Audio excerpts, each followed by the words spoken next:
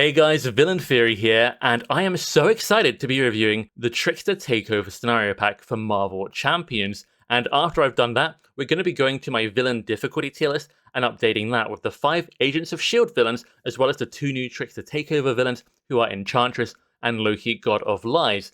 This scenario pack also comes with a new modular set, which is very interesting. We'll be talking about that as well.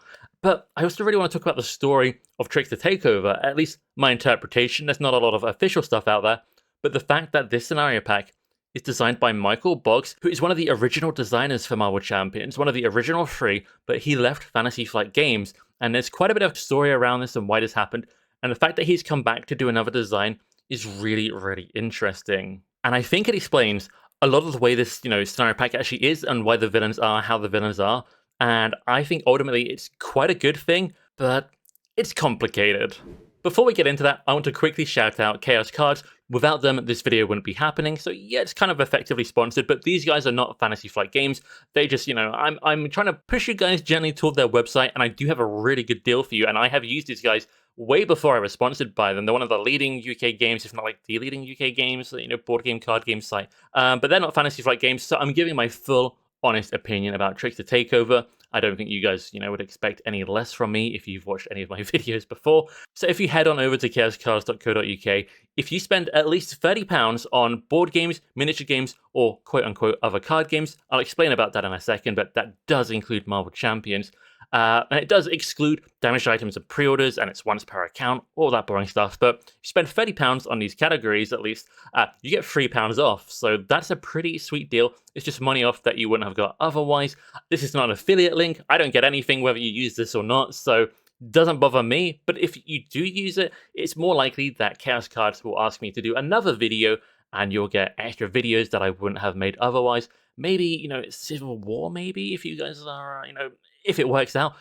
So, I kind of encourage you guys. I'm kind of making the hard sell, but hey, it's whatever you want to do. It's just £3 off if you spend 30. The discount code that you want to put in the checkout is Marvel Villain Theory, which is short for Marvel Villain Theory, with a lot less vowels in it. We'll say that. It's on the screen here. It'll be in the description, in the pinned comment. Put that code, starts MRV, it's on the screen, in the checkout, and enjoy your discount. So like I say, it's valid for board games, miniatures, and there's also this other card game section. If you click into the card games category, it's got Marvel Champions, Arkham Horror, also, Star Wars Unlimited, also by Fantasy Flight Games. So anything in there is totally valid, and you just get, £3 off. And this code is valid until the end of the year, which is really, really cool. And I've also got a code for Arkham Horror, which was in my Arkham Horror review of, Film Fatale, the new scenario pack for that, which recently came out. So link for that below, and you can find a discount code there. And yeah, you can use both of these. Maybe get some gifts for people. The winter season is fast approaching. The only thing I'll say is that Trickster Takeover is currently out of stock at the time I'm making this video.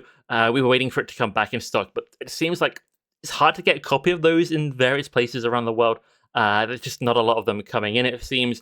But this code is valid until the end of the year, so keep an eye out. This will be valid for Civil War, Marvel Champions as well. So definitely a very useful code, and it's different categories here. It doesn't have to be Marvel Champions. And yeah, thank you so much to Chaos Cards. Now let's review Trickster Takeover. So we're back here on Hall of Heroes, a fan site. It's just really easy to see the cards here. I could never get them like this clear for you without their help, really. At least in a time-efficient way to make this. And yeah, Trickster Takeover. Enchantress, you would think, is, maybe an afterthought. It's the kind of Loki God of Lies. That's the big new thing, the big new potential multiplayer thing. But Enchantress is really quite enjoyable for me in many different ways, and we're about to talk about that. But I quickly want to talk about the designer here, Michael Boggs, and what this means for Marvel Champions, what the story here is, and that will kind of explain a lot of how this scenario pack actually is in terms of the design when we get into it. Because Michael Boggs is, in my opinion, a great designer, but his Marvel Champions designs have been a little bit controversial. If you have ever heard of the Hulk Hero pack, the Hulk Hero in Marvel Champions or Galaxy's Most Wanted, and I say they were designed by Michael Boggs, you might be given to take a negative opinion of this guy. But the Hulk design, after he made it, and I believe it was playtested, etc., people stepped in and said, this needs to change, this needs to change. Suddenly, Hulk was barely a shell of his old self. His ideas got recycled into Nova, Drax, Spider-Ham, all these other characters that were, much better received than Hulk. And Hulk was left feeling really, honestly, overall, not that great to play. But again, that wasn't Michael Boggs' fault. As we understand it, as has been said many times, and Fantasy Flight Games has never corrected this, which I think is pretty telling, uh, his design got messed with. The Hulk we got was not the Hulk Michael Boggs wanted to release.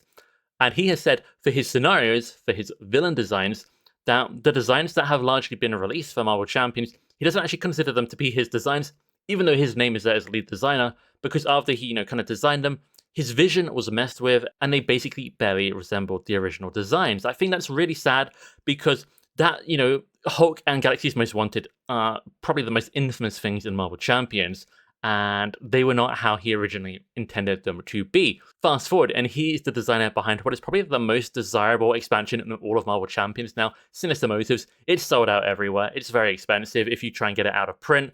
He's the brains behind that. If you like heroes like Ironheart, there's a ton of them. He's done some amazing designs, and when his designs are allowed to breathe and be, they've generally been amazing. Some of his designs have been kind of quote-unquote dumbed down against his will as well.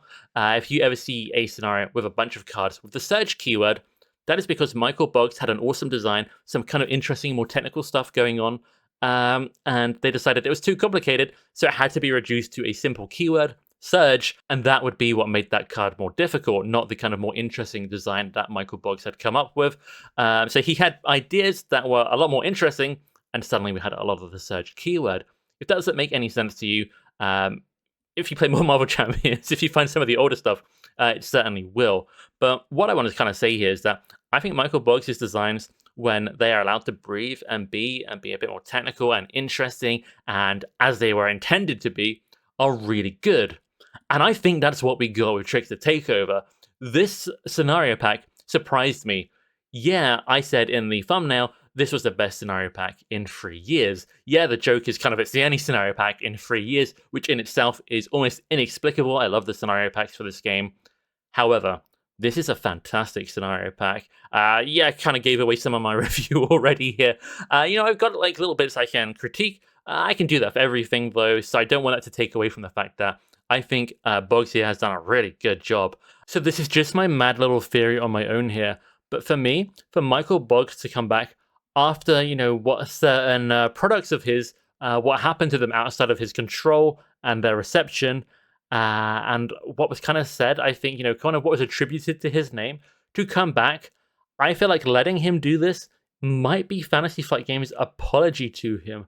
It might be righting some past wrongs, and it's turned out, in my opinion, really quite well. And we're going to see more about that as we go. But I thought that was really interesting. I'm going to start with Enchantress, who, oh, this is the Loki scenario pack. Actually, Enchantress might be the best part, and that's not to take away from the next scenario we're going to talk about.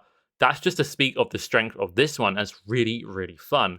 So here's Enchantress. She's an Asgard mystic-traded villain.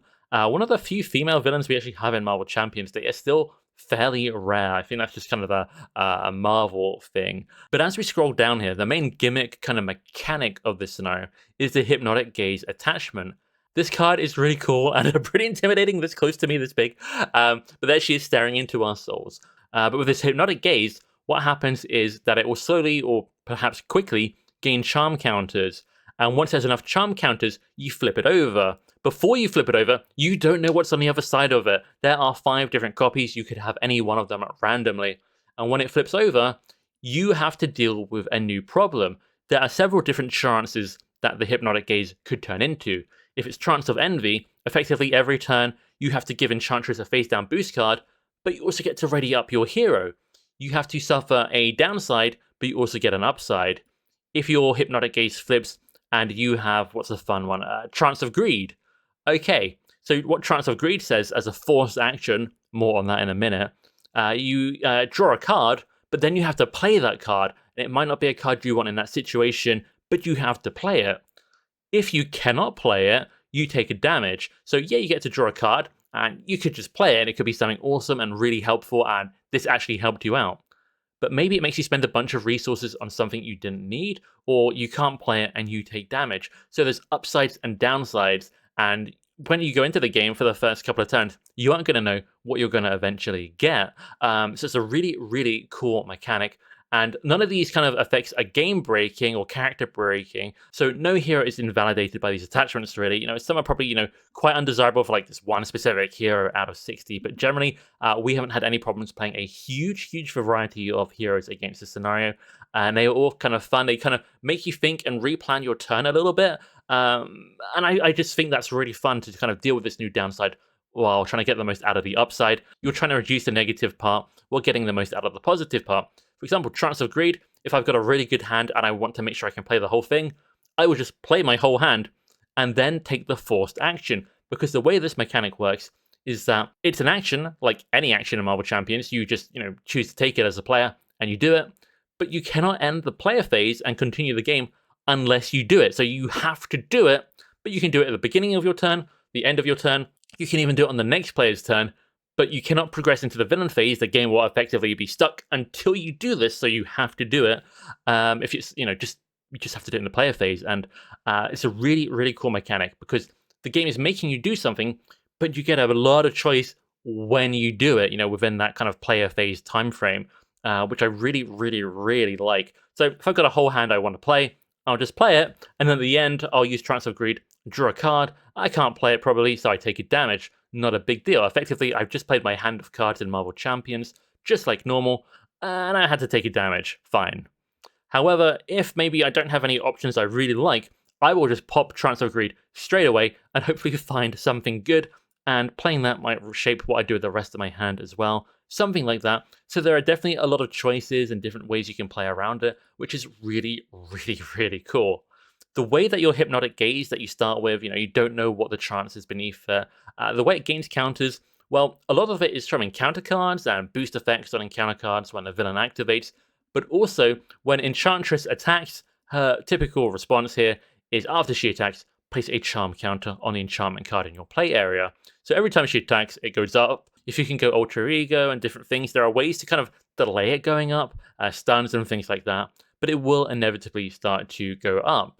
Once Hypnotic Gaze has flipped to its other side and you've got one of these trances like Trance of Greed, then when you would put a counter on it, you'll be able to see this on the main scheme, the ability is then kind of altered.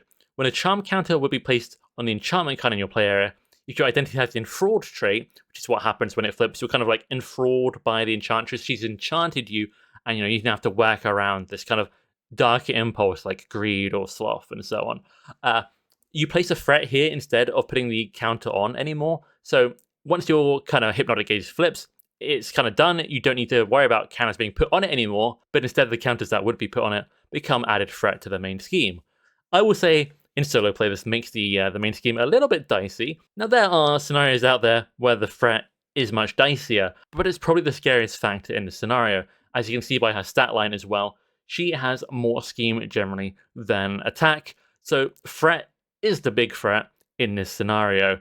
But it works really well, though. I think it's pretty fun. You do have to kind of remember, oh, I'm getting attacked. Oh, I put this counter here, or oh, I put this threat here. And if you're, used to Marvel Champions, it shouldn't really be any problem at all. But if you're thinking, wow, this is a really kind of interesting, involved mechanic, yes, I think this is what Michael Boggs can do when he's allowed to do awesome designs. This is a really fun mechanic. It is a little bit more technical than the average scenario. Just remember to move these counters. You have to remember to do this forced action before you can move on. But it's not a big deal, and it's actually really fun. And what I can say ultimately about Enchantress is there is not really a boring encounter card in all of her encounter cards. We're not going to go through them all one by one here, but I absolutely love them. There's quite a lot of text on them for the average encounter card because Michael Boggs has a lot of very good ideas, and these are all really engaging encounter cards.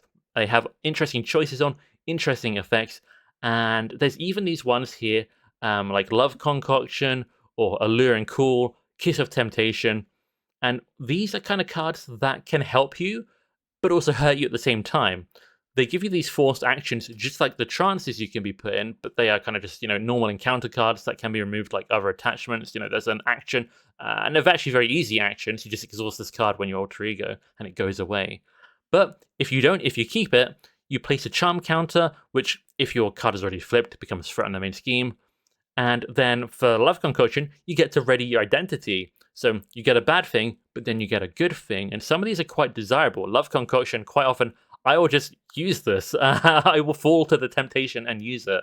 And This is kind of fun. These aren't actually, very difficult as encounter cards, which helps offset some of the more difficult ones, because if Hypnotic Gaze has flipped to, Trance of Greed, Trance of Wrath, something like that, some of her other encounter cards do 2 effects at once. For example, we have Do My Bidding, which says when revealed, basically search for a minion or search for a side scheme.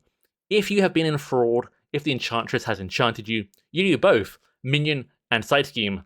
It's kind of like Shadow of the Past. So as the scenario moves on and you become enchanted, and you can't get rid of being enchanted, by the way, suddenly this encounter card is twice as bad. And we can see this kind of at its peak with Spell Blast, which says you get either schemed against or attacked, your choice. But if you're enchanted, and you probably will be enchanted, you're getting schemed against and attacked. And that attack is going to add a charm counter, but you might already be enthralled here, so she's doing both. So the attack ends up putting a threat on the main scheme, and then she's scheming.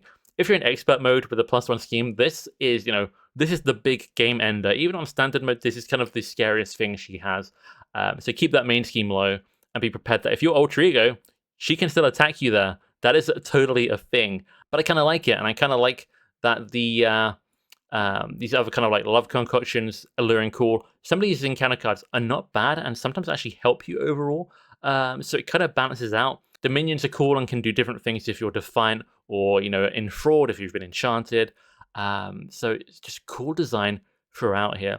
And this scenario has entered my regular play rotation, I'm going to say. I'm going to be coming back to this a lot. I think it's safe to say I prefer Enchantress to any of the scenarios in the previous expansion, Agents of S.H.I.E.L.D. I think maybe any Black Widow kind of rivals it, I think, in my opinion. Those are 2 really fun scenarios, but Enchantress is just so good. I am really, really enjoying it. So huge thumbs up to the first half of this scenario pack. Really like Enchantress. Up next, we have Loki, God of Lies, and this is a massively multiplayer scenario, but you can play it in solo play, you can play it at 2-player, 3-player, 4-player, or you can play it at like 32-player or whatever you want. But I'm going to be honest, I haven't played it in that massive multiplayer mode, and I think that will go for most people who buy this scenario pack. They might never do that, and that is totally fine because this is really fun at one table, and I've played it at various different play accounts. Here, I played it with all different kind of heroes and things, and really, given this scenario, I put it for its paces, you could say. So what you need to know first, when you go into this with just one table, regular play, 1 to 4 players, you basically can ignore all the new wording and the new icon.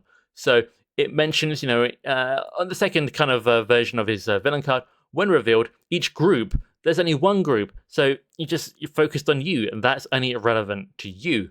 You'll see kind of this icon on Worlds Collide. You'll see at the very top left, there's kind of like several people there. And in the second paragraph, it says each, and there's multiple people, icon on the scheme, etc. What that means is groups. If you're playing at one table, if you're 1 person, 2 people, 4 people, you're just one group. It's just you. So basically, you can ignore that icon or think that icon means 1. And everything makes sense. So it does take some kind of like processing. When you pick up these cards for the first time, you might be like, what the heck is this? But yeah, it's just you. It's just your group, your table. It basically means 1. Anytime it says, 2 per of a group, it's just 2. And that makes things really, really easy. So you have to kind of get your head around that, but then it's pretty straightforward. So that is kind of the whole kind of learning curve and the big kind of thing you need to get over to play the scenario. But when you do, it kind of just works, and that's really, really fun. So God of Lies is interesting. This kind of a villain kind of just sits at the back. We actually have him kind of like propped up at the edge of our table, and he's kind of like masterminding from afar. And you don't actually fight him directly. You damage him by defeating these kind of avatars that he has kind of like summoned in. We've got Loki the Rascal, Loki the Miscreant. I think there's 4 of them in total, and they each do slightly different things, all kind of focused usually on the treacheries, whether they're being revealed or ending up as boost cards, or you discard a card, was it a treachery? And they have little kind of ways that they use that card to hurt you. But yeah, you'll be fighting these kind of avatars of him, these kind of like illusion-y kind of like pieces of him. Basically, you're fighting these pieces of Loki, and each time you defeat one, the main Loki will take actual damage that will kind of, push you toward winning the game. It's maybe a little bit like the Sinister Six scenario when you defeat one of the small villains, You take threat off the side scheme that, when you finally get all the threat off of it, you win. In this case, you cannot normally attack Loki otherwise, and this is the only way to damage him. And the pieces of Loki are actually quite big. It's basically a whole villain stage, but normally you only have to defeat 2, sometimes 3, to win the game. So it doesn't really take much longer than the average scenario. Much like the Enchantress scenario, these encounter cards are really, really interesting. There's a lot of words, a lot of things going on. I really like this Draugr Buddy minion.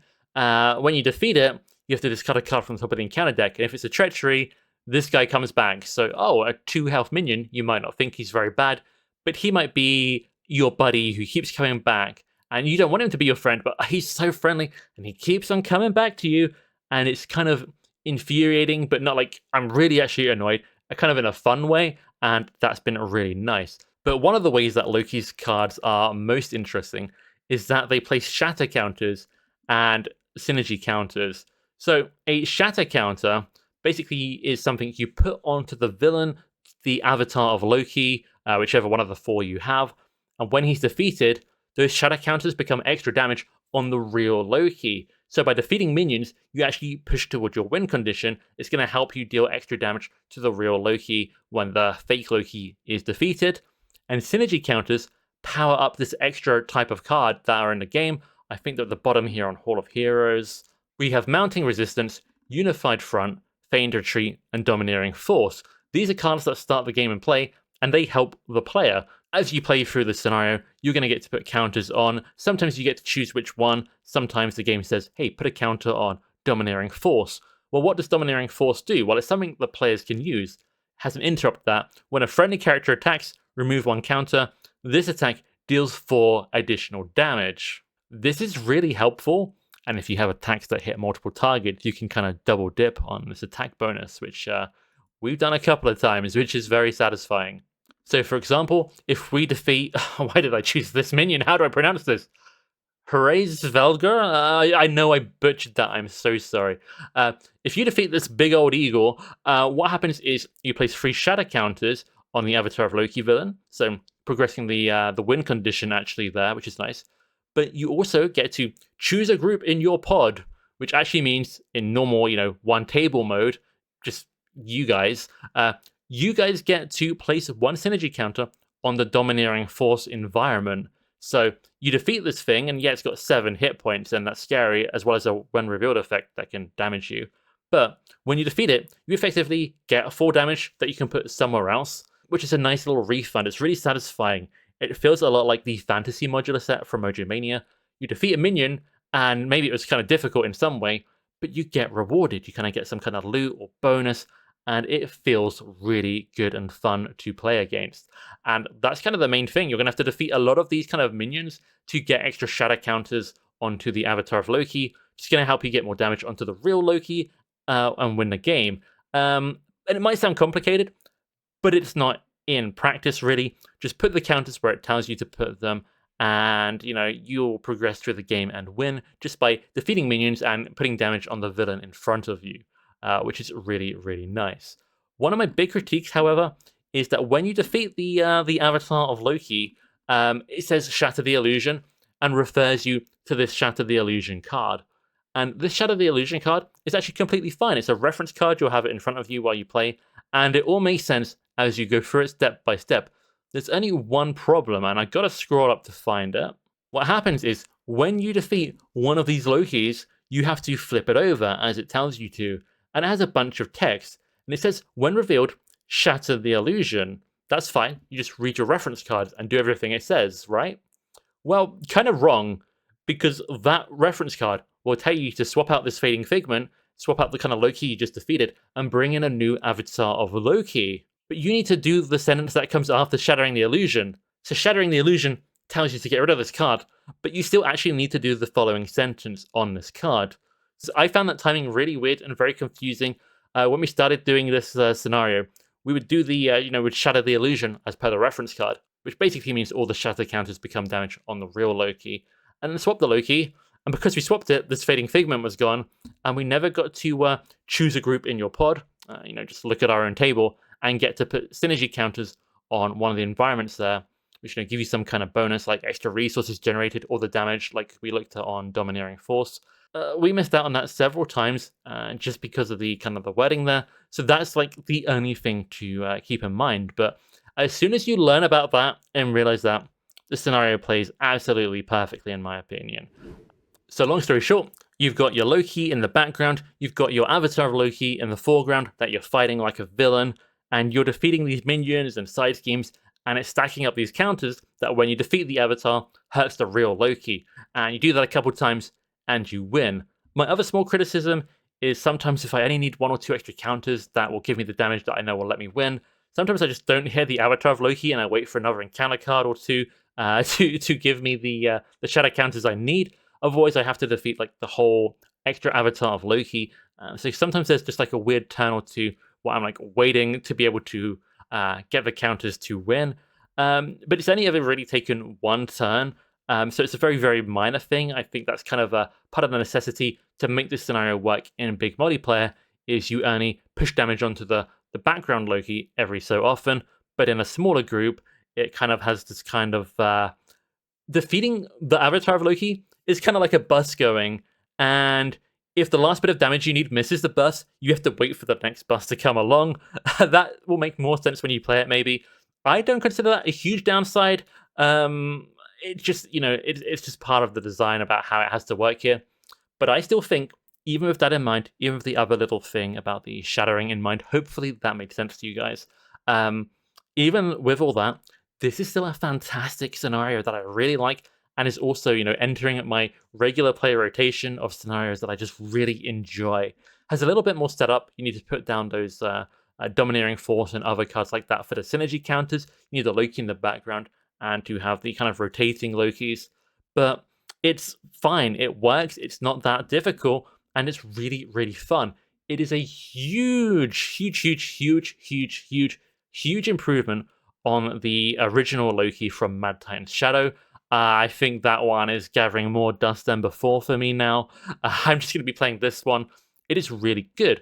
I did a video with Web Warrior Fanatic where we rated all the villains based on fun, and because I hadn't played these yet, I couldn't do these, but he put Enchantress in his A tier for fun, and he put Loki, God of Lies, the God of Lies scenario we just talked about here, also in his A tier for fun. And having now played them extensively, I think I agree. Maybe I would move the Loki one down to like high B, but I love this game. I love the villains in this game. So, I feel like B tier has kind of like an average connotation or something, but not for me. I really love the scenarios I put in B tier. So I think this is great. I think both scenarios in the scenario pack are really good. And if I compare this to the other scenario packs with multiple villains, like Green Goblin with Mutagen Formula and Risky Business, the average here is higher than the average there. If we look at Emoji Mania, now this does have 3 scenarios, which is nice. But the average here, again, I think is higher than the average there. But I really, really like Loki, God of Lies, and I really like Enchantress. So overall, this is a great pack to get for the villains. Now, the downside here is that compared to most scenario packs, except the Wrecking Crew, because, Wrecking Crew, this doesn't come with many modular sets. Mojo Mania came with a whole bunch of some of the most interesting ones in the game. Even the Once and Future Kang scenario pack, which just has 1 villain in, though it's a massive epic villain. That one comes with 3 modular sets, and I really like all of them. This pack, Trickster Takeover, only comes with 1 modular set, but it is a really interesting modular set that I'm very glad to have. So yeah, if you don't buy Trickster Takeover, your other scenarios, you're missing out on 1 modular set. It's not a big deal, but there are 2 really fun scenarios in here, and this modular set is super unique. A bit like with the minions in Loki, when you defeat them, you get something good. When Titania comes to play with her 8 hit points and 3 attack, you might be panicking, but you put that 8 damage on her and defeat her, and guess what? She becomes your ally now. She was enthralled. All the minions in this modular set have the enthralled trait, and when you defeat them, they go into the victory display, and their ally version comes out. Effectively, they've woken up, they've been broken out of their trance, whatever they were under, and now they're free to fight back against Enchantress. So Titania becomes this 5 hit point ally on the board with a 3 attack, and it does have double consequential, but you can attack 3 times with her, or attack twice and block, and her attacks have overkill and piercing, So yeah, you have to deal 8 damage to Titania, but you kind of get 9 damage back if you, attack 3 times, and it's 9 damage with overkill and piercing, split up into instances of 3 across a couple of turns. But nonetheless, it is a huge refund for the effort you put in to defeat those the minions. So overall, I think Trickster Magic, in some ways, it's an easier modular set, because when you defeat the bad guys in it, you get a huge upside. But it's so unique to kind of rescue, kind of turn these enemies into allies to help you. That's really fun. And you can think, okay, I'm going to stretch to try and defeat this minion, because then it becomes my ally, and I can use it to deal with this other problem. And when they become allies, in some ways, Titania is the most boring of them. The other ones have more interesting abilities. Absorbing Man exhausts one of your upgrades or supports, but then gains stats equal to what you exhausted. Whirlwind interacts with the amount of schemes out. Zax interacts with looking at your deck and energy resources. So actually really interesting allies. I would love to see some of these kind of mechanics in allies in the kind of deck building normal hero pool. I think they're that good. Michael Bugs, please help design some aspect cards. And the rest of this set, beyond the minions, are kind of fun. I really like Love Triangle, which makes one of your allies unable to hurt or defend against the villain. Basically stops them being a chump blocker. I think that's really, really funny. So I like this set a lot. Really fun. The minions are scary if you can't clear them, and they do come in with a lot of hit points, so new players might get beaten up a little bit by some of these. But I think experienced players will have probably no trouble stretching to try and defeat one of them, and then reaping the benefits to get almost a refund for your effort in defeating them as a minion. They're really fun to use, and yeah, absolutely love it. So overall, Trickster Takeover gets a huge thumbs up from me, a huge recommendation. Now, if you prefer the more simple scenarios in Marvel Champions, I'm talking like the core set and Rise of Red Skull villains, maybe this one isn't quite as much for you. But if you've liked the villains from Next Evolution and Age of Apocalypse, you're going to like these and have no problems, in my opinion. And yeah, huge recommendation from me, very genuinely. And that means we can move on to my tier list. I'm going to update my villain tier list for difficulty, and then I'm going to add in the Agents of S.H.I.E.L.D. villains and the Trickster Takeover villains.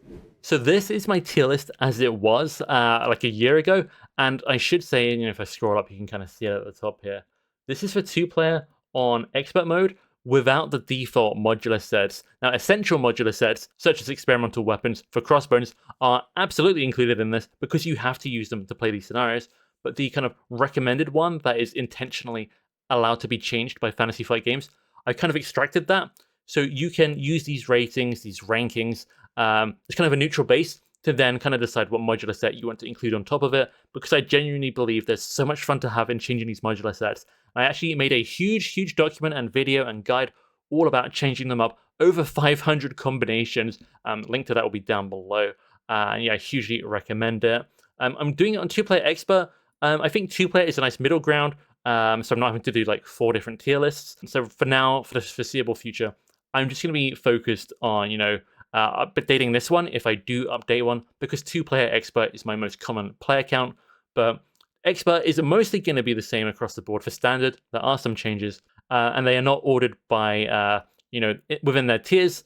I have ordered them technically by release date, but it's not like left is most difficult, right is easiest, nothing like that. There are 10 different tiers, from Omega level threat down to Nightmare, punishing, very difficult. And we end up down at like easy, very easy. And I've replaced ultra easy with actually exploitable mechanics. I think that kind of explains it better.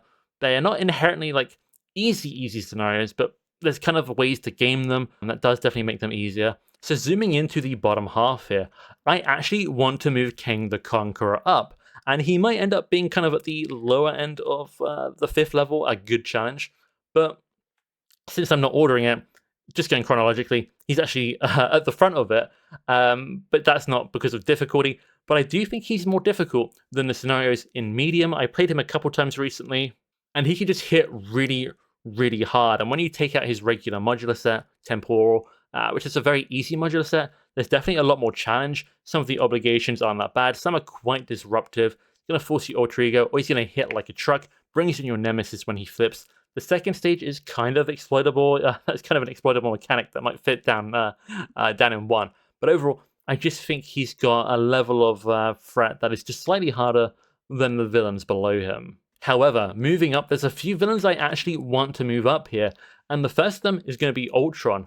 I think Ultron is not that bad if you build a deck or play a hero that's really quite tailored to defeat him. Playing, sometimes a regular deck in certain heroes, they get absolutely countered by Ultron, and I kind of feel like he deserves to actually go up here, particularly on expert mode. His stage he starts on, stage 2, is actually kind of harder than stage 3, which means you're really kind of under pressure when you begin the scenario. I almost moved in Sabanur up. I'm really kind of in two minds about it. There's a lot of dangerous things in this scenario, but also a 2-player doesn't, he doesn't change form as much as 4-player. So I'm really kind of torn about that, but I'm going to leave him there for now.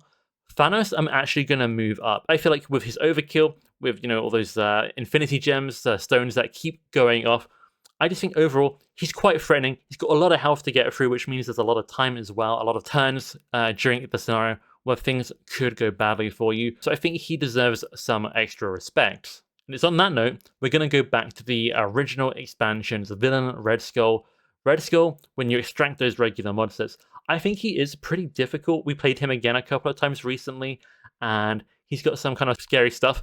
Just the pressure of putting out a side scheme every turn is kind of scary. And almost any modular set you add in will significantly increase his difficulty. The last one I want to move up, we're kind of going back down to the mid-range here, and we're going to go for Mansion Attack. Mansion Attack can be pretty difficult depending on what combo of villain and main scheme you get out. There's a lot of varieties and combos, but some of them are pretty challenging. There's some kind of I don't want to say gotcha moments, but like some things just don't line up well. Like Pyro can sneak damage onto you.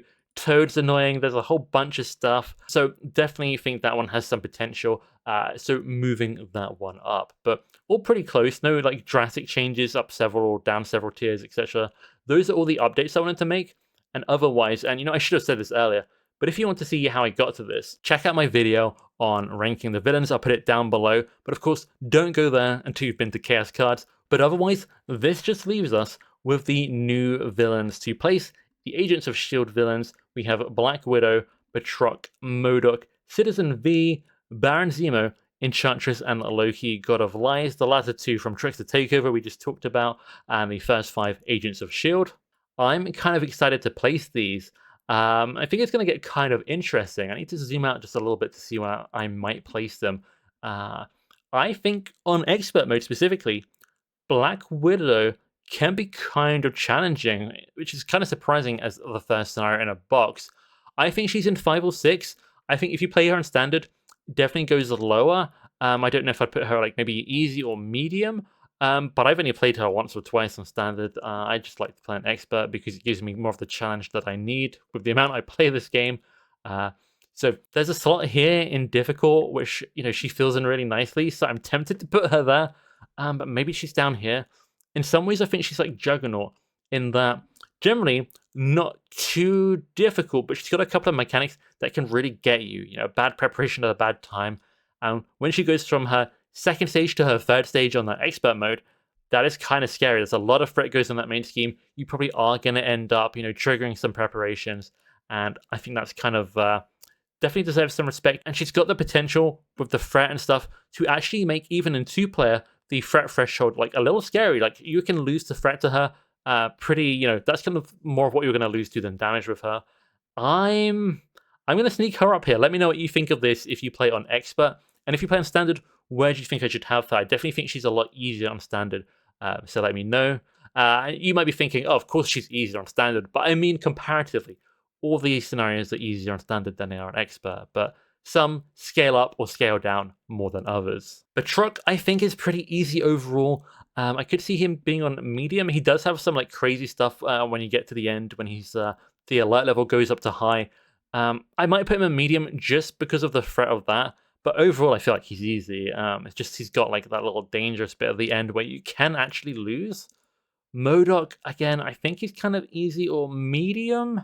I'm thinking, looking at like Unis here, I feel like maybe MODOK goes here as well. But he's also kind of hard to lose to. You kind of get given allies by just progressing through the scenario. But with that Retaliate 2 on Expert and Steady 3 scheme, I'm thinking medium. Let me know if you think I should move him up or down. Thunderbolt on Expert, I mean, I don't think we've ever come anywhere close to losing against these guys. It's a cool concept, but in essence, I think you have a lot of control over it as players. I'm gonna put it in easy. Is that a crazy take? Like, this is at 2-player and on expert specifically. Obviously, expert makes it harder, but I feel like I would rather fight this and probably win against this than I would the scenarios above it. I mean, I could put it here, and I don't think it would feel bad. But for me, really don't recall having any trouble with it when we played it. Sometimes it can feel a bit slow because, particularly in expert mode, because the big old minions, which kind of serve as villains in this, heal quite a chunky amount. But beyond that, there's not a lot of minions that come out, not a lot of side schemes. The pressure is, doesn't stick to the board. So if you have like a bad villain phase, the next villain phase is probably not going to have a lot of residual stuff left over, which I think is very helpful. Kind of a stealthy way that the scenario is easier than usual. So I'm going to put it here. I will say if you put in the hardest Thunderbolt modular sets, because you get to use different Thunderbolt modular sets as essential components in this scenario. The 3 hardest ones will be a lot harder than the 3 easiest ones, but like the average one, I do think this is overall an easy scenario. Next up, we have Baron Zemo, and I've really struggled with this guy because sometimes this guy feels like he's going to be like an 8 or a 9 to me, and he's just so annoying, but also sometimes not. And I think I roughly see him as being a similar difficulty to N7, the second Apocalypse. Baron Zemo, I think his scheming is really tricky sometimes, and when he flips, when you kind of unmask him, it can kind of be quite intense if you get unlucky with the boost effects. Oh, I hate adding counters onto the executive board. If you've played it, you know what I'm talking about. I think for me, about the same as N7 though. N7 maybe at its worst is worse, but can also be easier than Baron Zemo. But Baron Zemo, I think, is roughly up there. I could move him down. I could also move him up. I'm undecided. Let me know what you guys think. This is again expert 2-player specifically I'm talking about here. But I'm really not 100% decided. But I think this is roughly a good guide. I do not think he's down at 4 or 5, and he's definitely not up at 10. He's definitely not 9 either, honestly. So I think he's somewhere in 8, 7, or 6. So that's Agents of S.H.I.E.L.D. ranked. I know you guys have been wanting me to rank that for a long time, so we have. And then we have Enchantress, and then we have Loki. Or am I going to put these guys for difficulty? I think I'm going to do a plot twist and rank Loki God of Lies first. The scenario itself is just called God of Lies, but it's hard not to mention Loki since he is the actual villain, and the community generally uses the term villain instead of scenario. I don't think this scenario is actually that difficult, and I think a large part of that are the synergy counters you're given.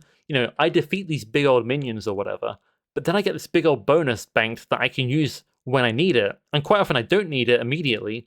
So when things do get tough, maybe I pull a Shadow of the Past or an Under Fire on expert mode. I've got all this stuff banked up, and I can fix everything, and it can also help you sprint to the finish. So I feel like 5 is the maximum for him, but really, I'm thinking he's a 3 or a 4. I don't think we ever lost to him. I mean, I don't typically lose a lot anyway, but like it feels hard to lose to this guy when you can stack up like multiple charges of take 4 less damage, and it's hard to lose to threat when you can stack up charges of remove, like I think it's 4 threat as well. I'm gonna put this guy in easy. Is that too easy? Should he be in medium? Do you think he's even harder than that? I'm thinking 2-player expert. Just compared to these other scenarios, I'm feeling pretty comfy against Loki right now. Let me know if this is a crazy take. Enchantress, I feel like, is actually a lot more difficult, particularly with the threat gain being very threatening. We've zeroed her threat, and the threat has gone over, and it teaches you to respect her attachment, even if it only adds on 1 threat when she schemes. So I'm thinking maybe she's a difficult level 6 kind of contender here as well. Hopefully you guys can see all this okay. I feel like Black Widow is kind of a good comparison for her on expert mode specifically. Maybe I would say she's slightly harder, but I don't think she's kind of at the level of the villains above, and I think she's harder than the villains below. So I'm going to call this a good placement. I feel maybe the most confident on Enchantress, and I have played Enchantress more than God of Lies. And this is outside of just playing to review. This is just playing it for fun because the scenario is that good. So yeah, I think that's going to complete our updated ranking. Let me kind of zoom in on the bottom half to make it easier to see. So toward the end of 2025, this is what I'm looking at for the first half of difficulty. So if you want to pause the video and take a look, now is the time. But then we're going to move up into the top half of difficulty, and this is where we find, not too many new contenders. Black Widow, Enchantress, and Zemo, which I guess is 3 out of 7, so a pretty good ratio. But really, Black Widow and Enchantress, they're not flying up to the top of this tier that they're in if I were to rank them. And again, a lot of the other ones have fallen quite low. So on average, easier villains this time than you might expect.